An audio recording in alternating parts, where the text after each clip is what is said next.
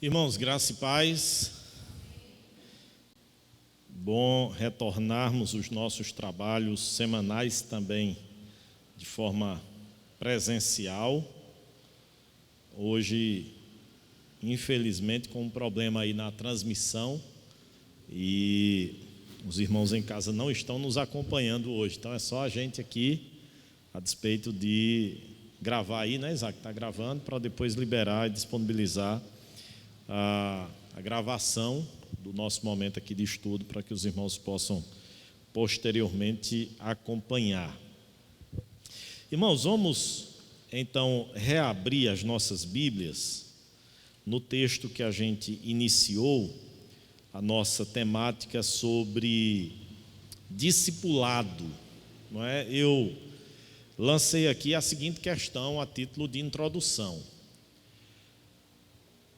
A nossa caminhada durante um certo tempo, ano passado e desse ano já, foi sobre a treliça e a videira. Então a gente viu que a treliça, ela é a parte estrutural, organizacional da igreja e que ela deve servir para ser suporte da videira. E aí a videira a gente tem visto que somos nós, seres humanos. E o seu crescimento, tanto no que diz respeito ao número, como no que diz respeito à maturidade, a quantidade de pessoas, mas a qualidade também dessas pessoas. Então a gente trabalhou bastante sobre isso. Mas eu levantei a questão: como é que nós podemos compreender e entender o discipulado e a responsabilidade do discípulo se nós não entendermos também o que é ser um discípulo de Jesus? O que é ser um discípulo de Jesus? O que isso implica, o que isso significa de forma extremamente prática. Então, é com base nisso que a gente, então, introduziu um estudo sobre a discipulado, né? E aí nós vamos trabalhar, dar continuidade ao que nós começamos há 15 dias atrás. Então, abra aí Mateus capítulo de número 9, versículo de número 9.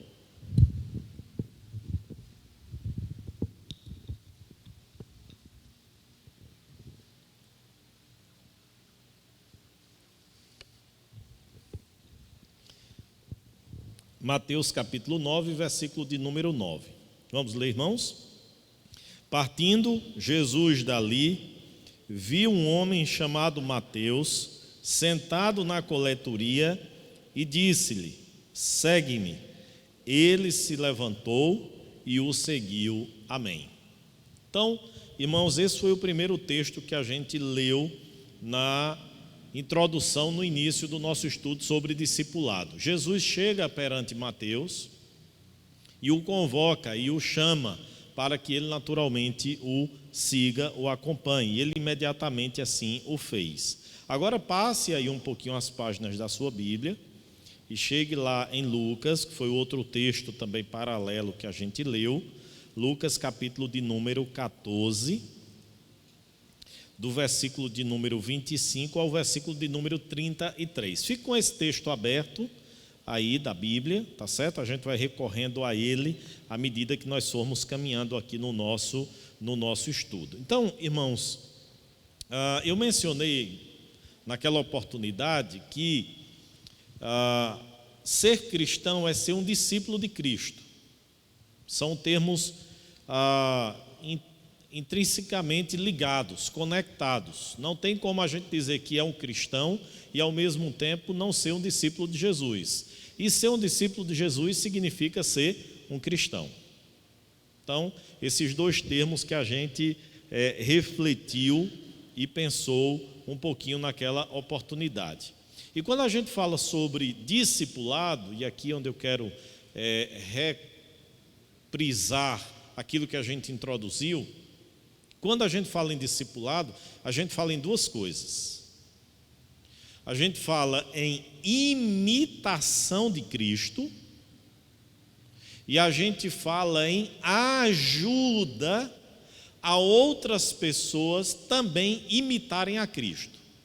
Então, sempre que a gente vê a palavra discipulado, esses dois sentidos a gente tem que ter em mente. Qual é o primeiro sentido? O primeiro sentido é: aquela pessoa tem um modelo, um exemplo, um paradigma que ele precisa imitar, se assemelhar. Quem é? É Cristo. Então, quando a gente fala em discípulo, a gente fala em imitador de Jesus. Imitador de Jesus. E aí o outro sentido é justamente o de ajuda. Em que sentido? Ajudar outras pessoas a serem imitadores de Cristo. Lembram que durante a nossa caminhada no Treliça e Videira, a gente enfatizou bastante esse aspecto aqui, esse aspecto segundo. O aspecto de que a gente, como discípulos de Jesus, a gente deve fazer outros discípulos para Jesus. Ser um discípulo de Jesus é ser um fazedor de discípulos. Então, e agora a gente vai tratar dessas duas coisas conectadas a despeito de que nós vamos ter uma ênfase maior na imitação de Jesus. Essa nossa segunda etapa aqui sobre esse tema maior discipulado, agora a gente vai dar uma ênfase sobre imitar a Cristo Jesus. Então, isso é básico, irmãos, isso é essencial. Falar em discipulado é falar em ser imitador de Jesus. Falar em discipulado é ser um ajudador a que outras pessoas imitem a Jesus, à semelhança do que nós também fazemos como discípulos dele. Agora, eu mencionei também, queridos irmãos, que nós, quando falamos em discipulado, nós precisamos entender que ele envolve perdas, ele envolve custos e ele envolve ganhos. Porque, na verdade, o discipulado é uma decisão, e qualquer decisão que nós venhamos a tomar na nossa vida, sejam decisões mais simples, sejam decisões mais profundas, mais maiores, essas decisões, elas implicam em custos, perdas e ganhos. Qualquer decisão que a gente tome na vida, ela implica em custo. Ora a gente está perdendo, ora a gente está ganhando. Nunca é algo extremamente só ganho ou só perda. E quando a gente fala do discipulado, a gente precisa entender que a gente vai perder muita coisa, a despeito de ganhar outras. Então, o discipulado, ele envolve o cálculo. O cálculo de quê? Dos custos. Quanto é que eu vou perder? Quanto é que eu vou ganhar? Vale a pena?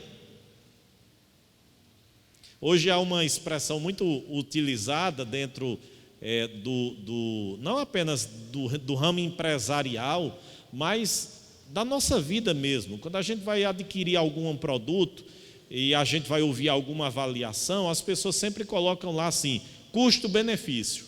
Já ouviram essa expressão? O custo-benefício desse produto. O que é o custo-benefício? É justamente o cálculo de quanto aquele produto vale, mas ao mesmo tempo o benefício que aquele produto lhe traz. E aí ele indica, olha, esse produto aqui, no que diz respeito ao custo-benefício, é a melhor opção. Você já compra ciente de que você vai ter um custo, mas em contrapartida você vai ter um benefício. Você vai ter uma recompensa, você vai ter um ganho por adquirir aquele produto. Então, quando a gente fala em discipulado, a gente tem que falar sobre custo. A gente tem que falar sobre perdas e a gente tem que falar sobre ganhos. Por quê? Porque o discipulado envolve isso. E aí um ponto que a gente enfatizou naquela oportunidade, e eu volto a frisar hoje, é que não há possibilidade, queridos irmãos, de nós de fato sabermos o que significa ou dizermos e afirmarmos que somos discípulos de Jesus, sem que nós tenhamos a consciência do custo que envolve seguir a Jesus, ser discípulo de Jesus. Cabe então aquele que é imitador de Cristo e que procura fazer outros imitarem também a Cristo, no anúncio dessa mensagem, deixar muito claro quais são os ganhos e quais são as perdas. Para que a pessoa, depois de consciente do que ganhará e do que perderá, ela possa tomar uma decisão racional, lúcida. A gente aplica um texto bíblico extremamente equivocado. Lembram aquela expressão? Até o Grupo Logos tem uma canção, né? Mão no arado. Aí a canção diz, citando o texto bíblico de Jesus, né? Quem põe a mão no arado não pode olhar para trás. Aí o pessoal pensa que Jesus ali está falando sobre ministério pastoral, sobre missionário. Olha, se você colocou a mão no arado, você não pode olhar para trás. Não, se você ler o contexto, você vai ver que Jesus está falando sobre o discipulado, sobre a vida cristã. Ele está dizendo, olha, quem põe a mão no arado e olha para trás, não pode ser o quê? Apto para a obra, apto para o ministério cristão.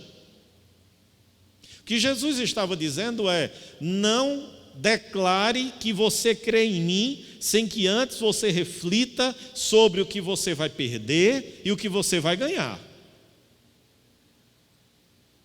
para que depois você não se arrependa, ou para que depois você diga que não sabia das consequências de me seguir. Hoje, queridos irmãos, quando a gente vai fazer um contrato, o que é que se orienta? Se orienta que se leia as cláusulas. E os contratos existem justamente para nortear as relações, as negociações. E lá na frente, se porventura uma das partes quiser romper o contrato, tem cláusulas. E alguém não pode dizer, mas eu não sabia que teria que pagar essa multa. Está aqui na cláusula. Está aqui no contrato. Agora, se romper, paga-se a multa. Eu estou ilustrando com isso, queridos, para mostrar que seguir a Jesus tem cálculo de custos, implica em perdas e implica em ganhos. E a gente que já imita a Jesus e que objetiva fazer outros discípulos que também imitem a Jesus, a gente precisa, na comunicação dessa verdade, deixar clara toda a verdade. Porque meias verdades pode ser uma mentira completa. A gente não pode dizer meias verdades, a gente precisa dizer a verdade. Então, quando a gente está comunicando a alguém o discipulado, ou quando a gente está comunicando o evangelho, objetivando que aquela pessoa se torne um discípulo de Jesus, a gente precisa dizer, olha, você vai ganhar isso, mas você vai perder isso aqui também. E aí a gente vê, queridos irmãos, que muitas vezes não é isso feito nos nossos dias. Eu citei aqui para os irmãos e repito. Quem quer Jesus? Quem é que não quer Jesus? Ainda mais num país predominantemente cristão, católico, romano, como é o nosso. Venha para cá e pare de sofrer. Quem é que não quer parar de sofrer? Já pensou se eu colocasse uma placa ali na frente da igreja? Venha para cá, para a Igreja Presbiteriana de Monteiro, e pare de sofrer, e pare de chorar. Aqui caberia? Quem é que não quer parar de sofrer? Quem é que não quer parar de chorar? Venha para aqui, entre nessa igreja, siga a Jesus e se livre de todos os seus problemas. E venha para Jesus e você vai ter prosperidade material e financeira. Irmãos, quem é que não vem para Jesus desse jeito? Agora, quando a pessoa diz, eu quero, e aí a vida cristã se apresenta, e as perdas se apresentam, aí o indivíduo diz, não, mas eu não sabia que significava isto. Por quê? Porque realmente não sabia, porque o evangelho não fora comunicado de forma clara. Não foi comunicada toda a verdade. E muitas vezes foi comunicada justamente uma mentira, uma distorção da verdade. Então, o discipulado, irmãos, ele envolve custo, envolve perder, mas envolve ganhar também. E aí é o texto que a gente tem como objeto aqui do nosso estudo, da nossa meditação, que é Lucas capítulo 14. Os irmãos agora voltem os olhos para esse texto, porque a gente vai encontrar justamente Jesus falando sobre isso. Versículo de número 25. O que é que nos diz o versículo de número 25? Grandes multidões o acompanhavam. Grandes multidões o acompanhavam. E aí a gente trabalhou aqui um pouquinho aquela distinção entre acompanhar Jesus fisicamente e acompanhar Jesus como verdadeiro discípulo dele. São coisas distintas. Por quê? Porque, queridos irmãos, muitos motivos conduziram essas multidões a se aproximarem de Jesus. A fama de Jesus se alastrava, crescia, de modo que as pessoas iam em direção a ele para receber algum milagre, alguma cura, alguma dádiva, para vê-lo, para entender, claro que alguns também para envergonhá-lo, para pegá-lo de surpresa, para descredibilizar a sua autoridade, como era dos fariseus, dos escribas, dos religiosos da época. Então, nessas multidões, todo tipo de gente tinha. Todo tipo de gente tinha. E Jesus sabia muito bem disso, por essa razão ele fez esse discurso aqui para pontuar o que significa não só acompanhá-lo fisicamente, mas o que significa ser um verdadeiro discípulo dele. E aí eu citei para os irmãos que um autor chamado John Mayer, ele diz que Jesus tinha pelo menos no seu entorno 3 tipos de pessoas. Tinha os 12 apóstolos, aqueles primeiros que ele chamou. Tinha os discípulos, certo?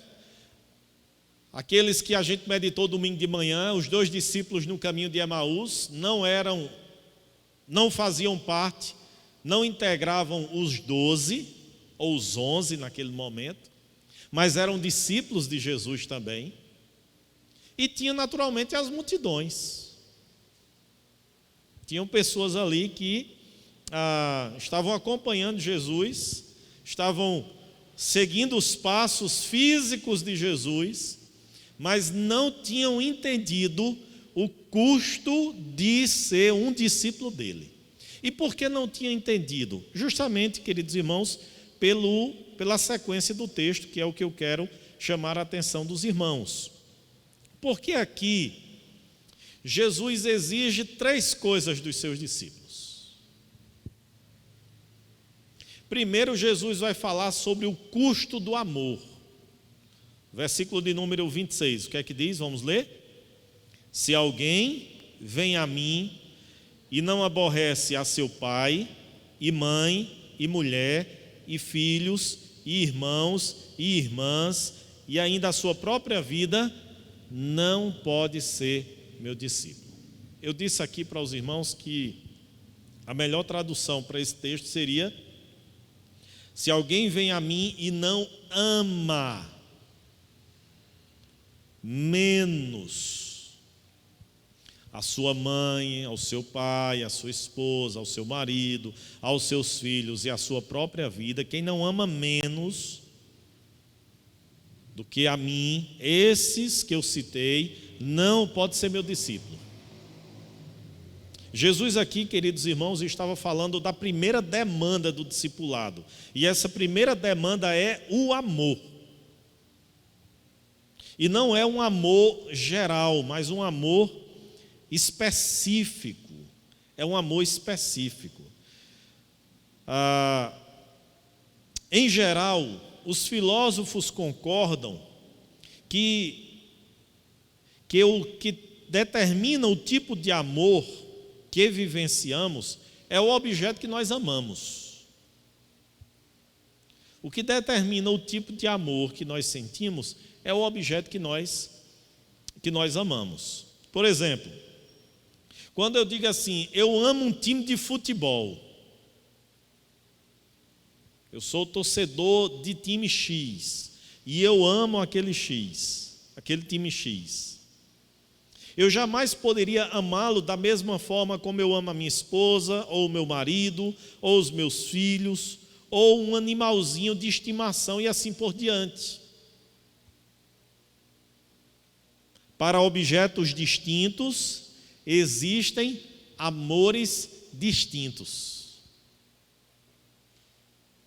Para objetos distintos, existem amores também distintos.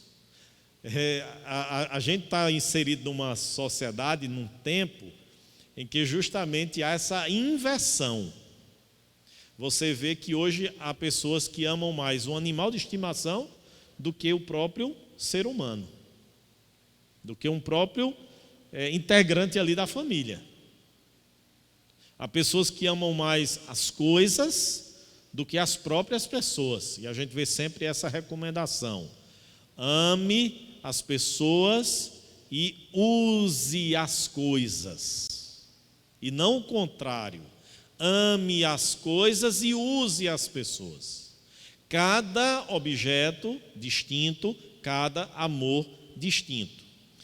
Um exemplo de Agostinho de Hipona, quando ele disse o seguinte: Senhor, minha consciência não duvida, antes tem a certeza de que te amo. Feriste-me o coração com tua palavra, desde então te amei. Mas o que amo quando te amo? Esse é o questionamento de Agostinho de Hipona. Senhor, o Senhor feriu o meu coração com a tua palavra, e a partir desse momento eu te amo. Mas o que amo quando te amo? A pergunta aqui de Agostinho, queridos, é crucial, porque nós podemos amar determinadas coisas como se elas fossem o que de fato não são. É possível amar de maneira equivocada. É possível amar de maneira equivocada. E aí, é claro, queridos irmãos, que a gente deve pontuar aqui: o que causa equívocos no nosso amor? O que causa distorções no nosso coração? Qual é a raiz, qual é a causa de todos os equívocos e distorções do nosso coração? Pecado. É o pecado. O pecado faz com que a palavra pecado, irmãos, lá no hebraico, o sentido mais literal, imediato, é errar o alvo. Foi isso que Adão e Eva fizeram, eles erraram o alvo. Qual era o alvo? O alvo era obediência. E eles erraram esse alvo. Então, o pecado é errar o alvo. Lembra daquela expressão do apóstolo Paulo, quando ele está lá no Areópago, em Atenas, Atos capítulo de número 17, quando ele entra e diz assim: senhores atenienses, em tudo vos vejo acentuadamente religiosos, e vejo que vocês construíram aqui altares para vários deuses. Mas eu quero falar para vocês do Deus desconhecido, o Deus verdadeiro. E aí Paulo vai usar a expressão de que eles estavam tateando, tentando encontrar o verdadeiro Deus. Por quê? Porque, como dizia Agostinho também, Deus nos fez para Ele, e só nele nós encontramos a plena saciedade para as nossas vidas. E enquanto o nosso coração não estiver plenamente nele, nós nunca seremos plenamente satisfeitos. É por essa razão, irmãos, que João Calvino dizia que o coração do homem é uma fábrica de ídolos. Por que João Calvino dizia isso? Porque João Calvino sabia que o homem, no afã de saciar a imagem de Deus, porque Deus, quando cria o homem à sua imagem e semelhança, Deus o faz um ser espiritual. O homem, no afã de saciar, de satisfazer a sua espiritualidade, ele, por causa do pecado, não encontra, ele está cego. Ele não encontra o alvo correto, e aí ele fica o quê? Batendo porta em porta, ou criando ídolos, criando deuses que preencham o seu coração, mas o problema é que esses deuses não preenchem, e cada dia mais esses homens vivem vazios e construindo deuses e deuses para si. Até, como disse Agostinho de Hipona, né? Até um dia a palavra feriu o coração, e aí a partir, sim, a nossa visão é totalmente restabelecida e nós acertamos o alvo. Aqui, quem já brincou de cabra, cabra cega, né? Ou cobra cega, enfim, sabe como é, né? Ou aquelas brincadeiras que tinha de primeiro, né? Num circo, colocava alguém, vendava os olhos para a pessoa encontrar uma saída, encontrar um lugar. Então é aquilo, quando a gente está no escravo do pecado, irmãos, nossos olhos estão vendados e a gente fica, né, ou no escuro mesmo, precisa nem vendar os olhos, basta você acordar, quando você acorda de imediato assim no seu quarto, ou quando apaga de imediato a luz, você não consegue enxergar nada, você sai ali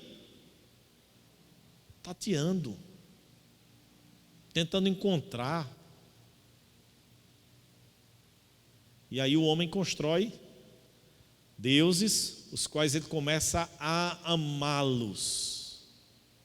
Só que esses deuses não saciam a sua alma, não preenchem a sua alma. E ele fica sempre numa vida de frustração, de vazio, de infelicidade.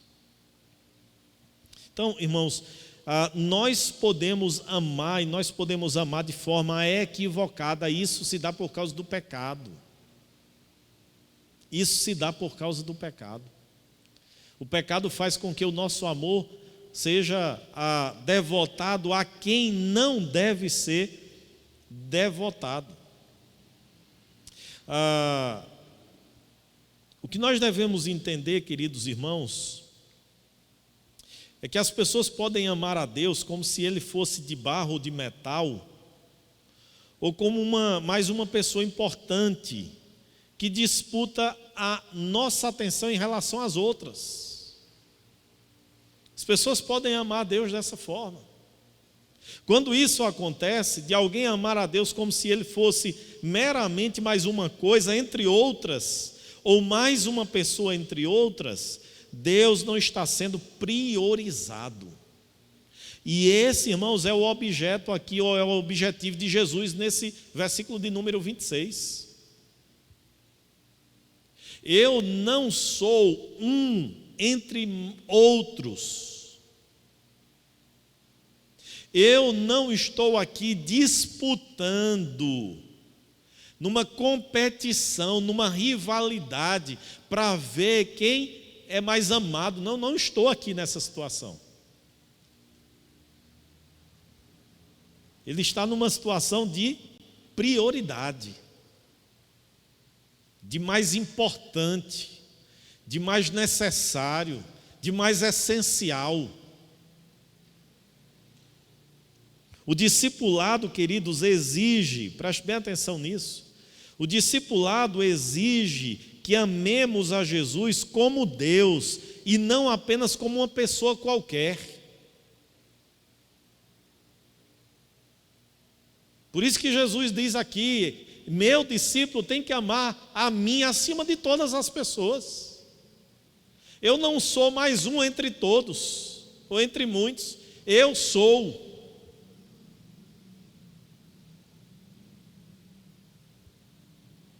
Ele certamente é uma pessoa, mas por ser também Deus, deve ser mais amado do que qualquer outra pessoa neste mundo.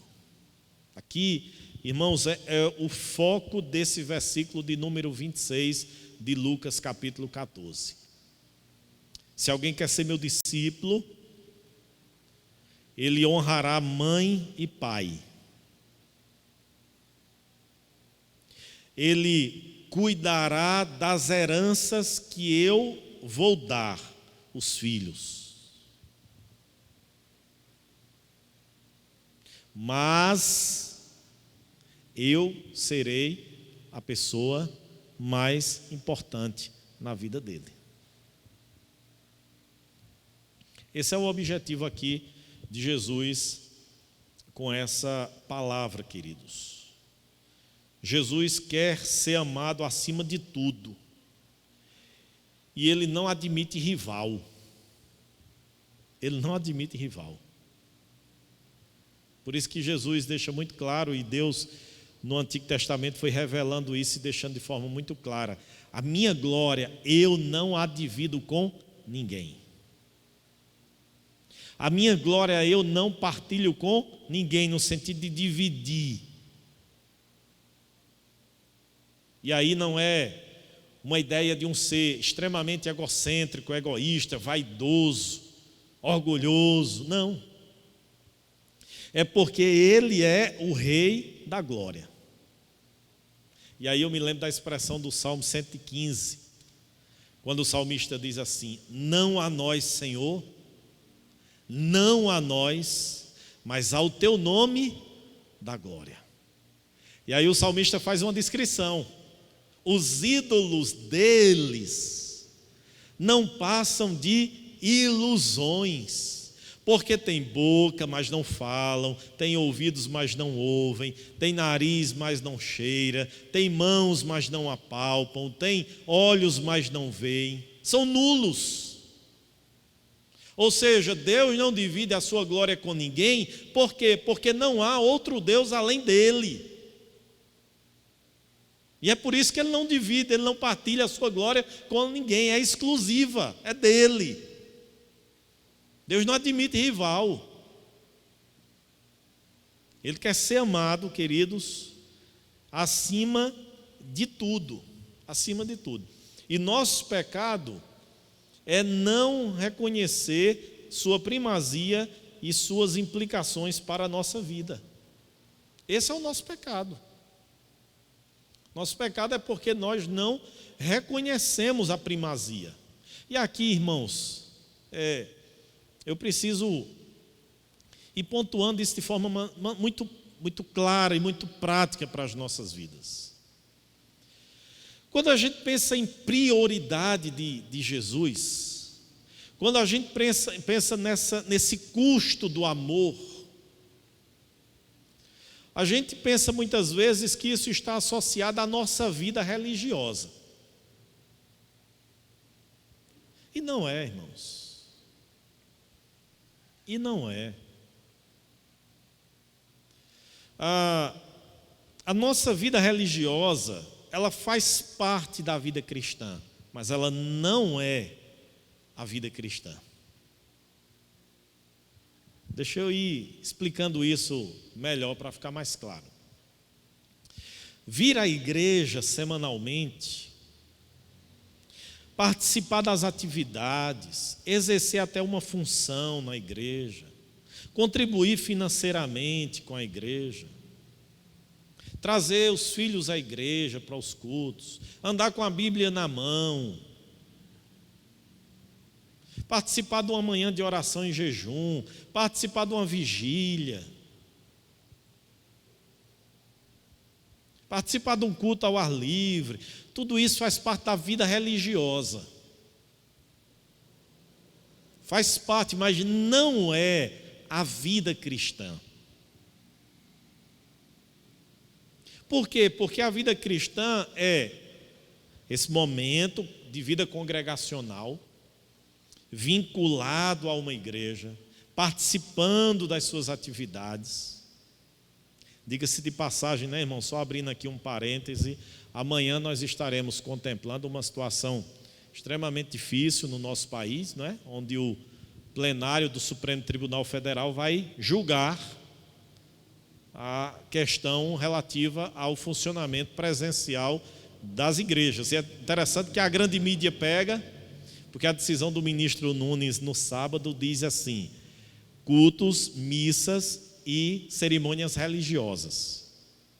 Aí dentro do bolo de cerimônias religiosas você inclua as religiões afro-brasileiras, tá certo? O espiritismo, seja o kardecista, o baixo ou alto espiritismo, certo? Tá incluído tudo aí.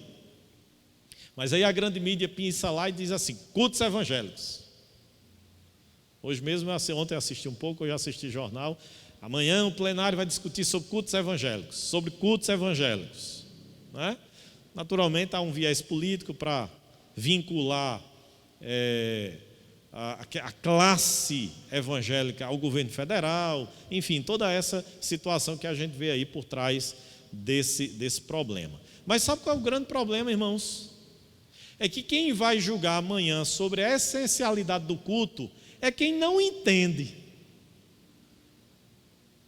Eu vi um jurista ontem dar uma entrevista numa grande emissora, que eu fiquei besta com a hermenêutica que o cara fez. O cara citou Mateus capítulo de número 5, aliás, Mateus capítulo de número 6, quando Jesus disse assim, falando sobre a oração: ora, entra no teu quarto, fechada a porta, ora em secreto, e teu pai que vem em secreto te recompensará. Jesus está falando ali sobre a hipocrisia, sobre o farisaísmo, sobre a aparição humana. Jesus está falando nada sobre questão de culto. Aí o jurista ontem, dando uma entrevista, disse assim: até Mateus, lá no Evangelho de Mateus, diz que é para ficar em casa e orar trancado no quarto em secreto. O cara é um jurista, o cara que trabalha com hermenêutica, interpretação, e não conseguia interpretar. Por quê? Aí vem lá Paulo, né, e diz assim: porque as coisas espirituais para o homem carnal, elas são o quê? Loucura. O homem carnal não consegue entender as coisas espirituais. As coisas espirituais se discernem espiritualmente. Então, como é que homens cegos, homens e mulheres cegos da verdade, vão decidir amanhã sobre a essencialidade ou não do culto presencial, se eles não sabem nem o que é culto?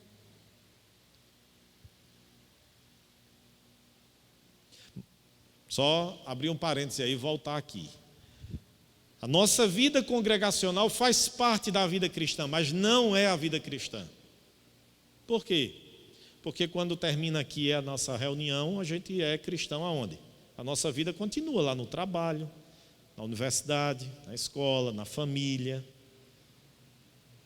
Inclusive nesse momento privativo, certo?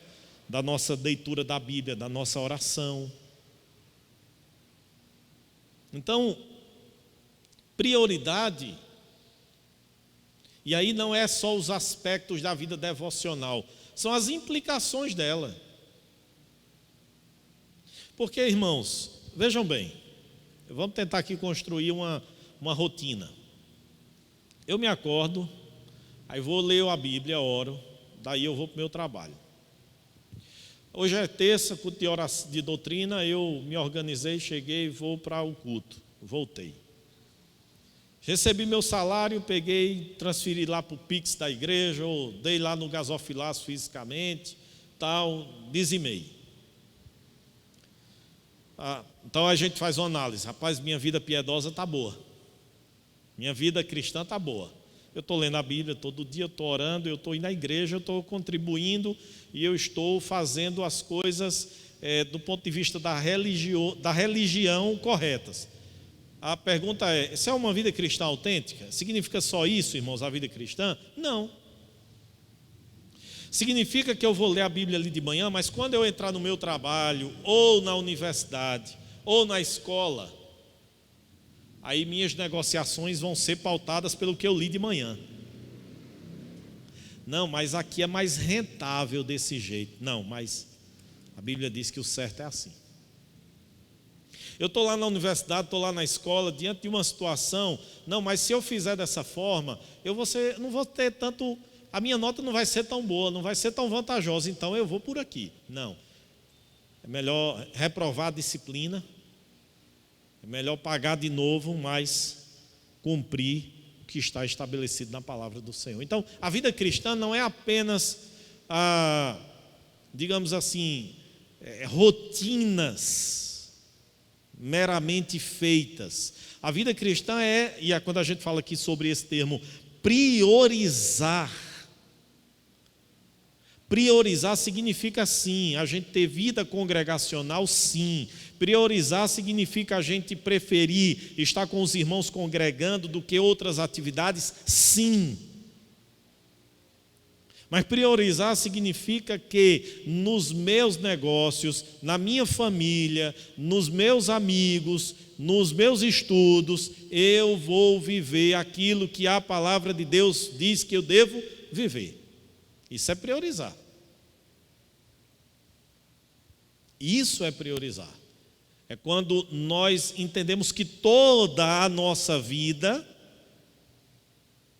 é uma expressão de louvor, de exaltação ao nome do nosso Deus, e não apenas o culto público. O culto público faz parte, integra, mas não é o todo. Agora, só para não deixar equívocos aqui na interpretação. Por outro lado, não é justificável que nós, digamos assim, utilizemos esse argumento para que nós não tenhamos essa vida congregacional. E eu já disse isso aqui várias vezes. Não venha me dizer, certo? Tudo bem, a gente está na época de pandemia, uma situação atípica, tal, beleza. Mas em condições normais, não venha me dizer que você não está vindo para a igreja, mas está lendo a Bíblia em casa. Não está. Não venha me dizer que você está lendo a Bíblia, orando em casa, mas você não quer compromisso com a igreja local. Não está. Não está. Porque a igreja, gente, estou falando de gente, pessoas, por mais defeituosa que ela seja, é aquele povo ali que Jesus derramou o seu sangue para salvar. E mesmo que nos decepcionemos na caminhada, ainda assim não justifica a nossa vida desigrejada. E essa pandemia, veio com força para acentuar isso no coração de muitos. A vida desigrejada. Mas eu leio e oro em casa. Mentira.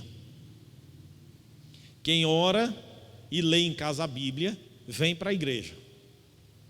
Assuma o compromisso. Se não na presbiteriana, porque não gosta, porque não é a doutrina, porque não é a liturgia, vai para outra. Mas vai. Porque também é outra coisa, sabe, irmãos? Tem uma coisa que eu sou muito tranquilo, não deu na presbiteriana, não se adapta, vai para outra. Vai para pentecostal, entendeu? Vai para neopentecostal, tenha cuidado, porque vira aí é seita. Mas vai para uma pentecostal, vai com uma placa histórica, mas que o culto e a liturgia é pentecostal, vai para onde for. Agora, não deixa de congregar. E ao mesmo tempo a igreja presbiteriana é uma igreja reformada, tradicional, conservadora, calvinista, predestinação, eleição, batismo infantil, por aspersão, sistema de governo presbiteriano. É assim a nossa igreja. Não se adaptou, junta a malinha e vai para outro lugar. Congrega em outra agremiação evangélica. Agora, querer ficar na igreja presbiteriana para moldar a igreja presbiteriana, para querer transformar o culto, querer transformar a liturgia, querer transformar o sistema de governo, não funciona. Não funciona. Então, essa é a igreja presbiteriana. Não, mas é porque eu gosto. Então, pode ir. Não tem nenhum estresse. Sabe? Se tem uma coisa que eu não tenho me estressado é em emitir carta de transferência. Né? Eu me estresso é com quem nem fica e nem vai. Aí eu me estresso. Né? Porque nem fica mesmo como membro mesmo autêntico para congregar, para viver, para contribuir, e nem vai de vez. Né? Fica nesse corpo mole. Aí sim, aí isso é chato, isso é desagradável. Né?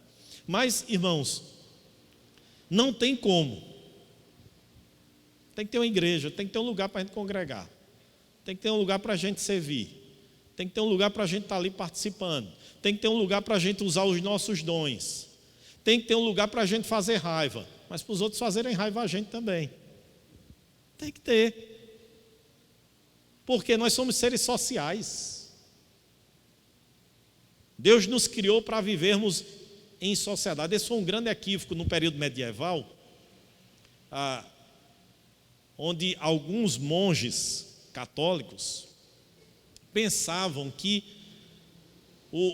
se enclausurar e se distanciar do convívio social, eles deixariam de pecar. Aí houve um movimento no período medieval, que alguns monges construíam casas nas árvores e viviam lá isolados. E esse movimento ele foi frustrado. Por quê? Porque mesmo lá isolado do convívio com pessoas, o pecado está aqui dentro, ó. Nosso coração, a natureza pecaminosa está aqui, enraizada na nossa vida. Ou com um milhão de gente ao nosso redor, ou isolado. Não é isso que nos faz pecar. É aqui, ó, dentro. Por isso que Jesus disse que a gente deveria cuidar de quê? Do nosso interior, do nosso coração. Provérbios diz: sobretudo, guarde o teu coração, porque dele procedem as fontes de vida. É o nosso coração, irmãos. Não são as pessoas que estão ao nosso redor que nos fazem pecar. É o nosso coração. Se a gente estiver controlado pelo Espírito Santo de Deus, pode estar a pessoa mais chata do mundo ao nosso redor. A gente vai se conter. Agora, se não, pode ser a pessoa mais amável, mais agradável. A gente vai se chatear com alguma coisa. Então, nós somos criados e chamados por Deus para uma vida social. Para estarmos num grupo de pessoas, para nos unirmos, para a hora fazermos raiva e para a hora nós também sermos objeto da raiva de alguém. Quando eu digo isso, irmãos, no sentido metafórico, de que quando a gente está num convívio com pessoas, a gente tem dificuldades, os relacionamentos são difíceis. Mas é justamente nesse ajuntamento que a gente perdoa, que a gente aprende a ser suporte para o outro, que a gente aprende a ser tolerante com o outro, que a gente aprende a entender as diferenças, as diversidades, mas unidos num só propósito. Qual é? A glória do Senhor, o reino de Deus, a obra de Deus. Então, não tem como, coloque isso na sua cabeça, não tem como. Leu a Bíblia, orou, tem que estar em igreja. Eu acredito que é justamente o contrário. É justamente por não lermos a Bíblia e não orarmos que nós deixamos de vir à igreja. Que nós somos omissos e negligentes na nossa vida congregacional. Agora, por outro lado, ela não é tudo.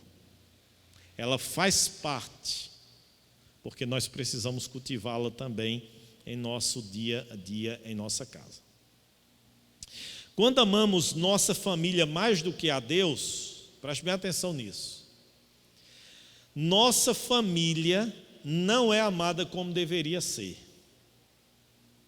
Quando amamos nossa família mais do que a Deus, nossa família não é amada como deveria ser. Na verdade, quando isso acontece, ela é amada no lugar de Deus. Ela se torna um ídolo que controla toda a nossa vida e agenda. Portanto, o discipulado requer que Cristo seja o centro, e isso terá um custo, principalmente se nossa família, nossos bens ou nós mesmos ocuparem a centralidade de nosso coração. se a gente, irmãos, realmente quiser seguir a Jesus e quiser ser um discípulo dele, isso terá um custo altíssimo para o nosso coração, para amá-lo mais do que a nossa própria família. E é importante essa frase aqui no sentido de que, quando nós amamos nossa família mais do que a Deus, nossa família não é amada como deveria ser. Irmãos, Deus é a fonte. E é bebendo dessa fonte que nós conseguimos redirecionar a nossa visão de mundo e o nosso amor. Então é quando nós temos Cristo como prioridade em nossas vidas e nós o amamos acima de todas as demais coisas, que essas demais coisas também serão amadas, mas serão amadas de forma correta. Por isso que não há contradição quando Jesus diz: aquele que aborrece pai e mãe. Jesus não está contrapondo o mandamento lá que ele deu, o 5º mandamento, né? Honra teu pai e tua mãe, para que se prolonguem os teus dias sobre a terra. Seria contradição se Jesus tivesse lá no Antigo Testamento dito para honrar pai e mãe, Paulo tivesse dito aqui no Novo Testamento: filhos, obedecei em tudo aos vossos pais, como convém no Senhor. Mas ao mesmo tempo, Jesus aqui dizer: olha, é necessário que você aborreça. Então essa tradução, ela torna-se um pouco infeliz, porque a ideia não é aborrecer, é amar menos. Significa que você tem que amar a sua família, tem que amar. Mas você só vai amar a sua família corretamente quando você primeiramente amar a Cristo.